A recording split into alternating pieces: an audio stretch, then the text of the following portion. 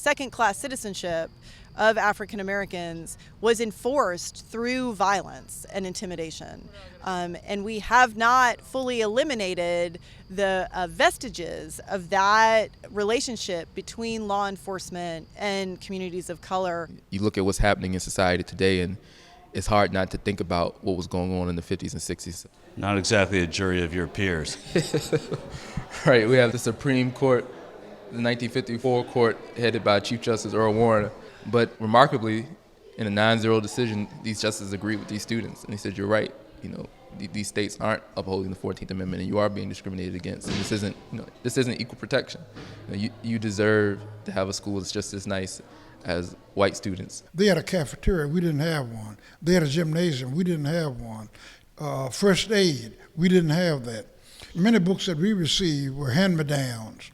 It came from the White High School, and many of them had derogatory language. And so they organized secretly to stage a protest against the conditions at their school and went out on strike. 456 of them did on the morning of April 23rd, 1951. There was a basketball goal that had to be, hung on the back of the auditorium here. Multiple classes were being held here. Classes were conducted on stage. And this is also the space where the strike began. Behind me is the stage that Barbara John stood on. She was 16 years old. She was junior here. I was 17 years old when I participated in the movement here at Moton. We trusted Barbara, and she was a serious-minded person. We learned how to combine courage with vision. That's what we did. The youngest student to walk out on that date was 12 years old. And so here you have preteens and teenagers who are not only nonviolently demonstrating, but then they're also coming together and making the decision to reach out to attorneys.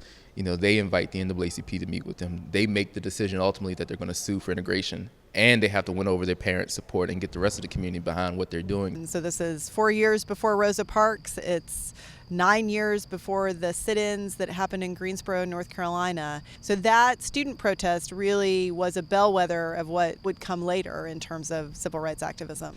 Well, from 1951 through the Brown decision, the powers that be here got on the move, so to speak, to change laws and things throughout the state so they could use public funding for private education and things of that nature. They just decided that they were not going to fund public education. Local officials in 1959 decided to defund the public schools and close them rather than desegregate them. From 1959 through 1964, public education was non-existent in Prince Edward County for black students, all public education in general. Of course, the whites had the private school across town. By 1963, the students in Prince Edward, they've taken to the streets. They've been out of school for 4 years. They're fed up and they're demonstrating and trying to get the attention of the Kennedy administration. And they're finally successful. They're able to raise $1 million in 1 month and hire 100 teachers in 1 month to come. At that time, that's unheard of. Right, exactly. And in 1 month, they build a new school system for these students. They call it the Prince Edward Free Schools. It's a 1-year, privately funded, integrated school system backed by the Kennedy administration's muscle. And they begin to try to help the students recover from being out of school for so long. And while all of this is going on, the issue is still being litigated. I mean, there were a lot of states, a lot of communities looking to Prince Edward as a possible model. And fortunately, the Griffin decision in 1964 prevented other school closings across the country. We will create school choice and allow charter schools to absolutely thrive. So current day debates around school vouchers, really the origins of it began here with state tuition grants that were used to send white children to a private academy while the schools were closed. I think one thing that keeps us hopeful here is that we have the opportunity to shape young minds.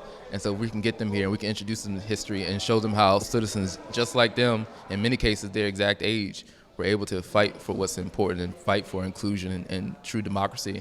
When you talk to the majority of younger Americans, they do want a country that's more inclusive. They want a country that's more welcoming, and they don't want us to turn our backs on the very principles that make us such a great nation.